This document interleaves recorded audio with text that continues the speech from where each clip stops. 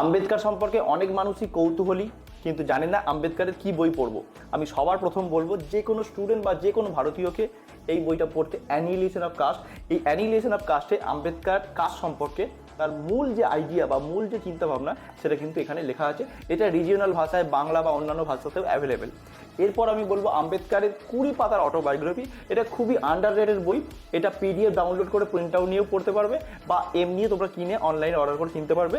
Waiting for a visa, এই বইটাতে আম্বেদকর তার জীবন সম্পর্কে 20-30 পাতার মধ্যে এই যে অটোবায়োগ্রাফিটাতে এত ইনসাইট আছে, এত প্যাথেটিক যন্ত্রণার কথা আম্বেদকর এই বইটাতে বলেছে, কল্পনা করতে পারবে না। You must read, every citizen should read this waiting for a visa, autobiography of doctor B R Ambedkar.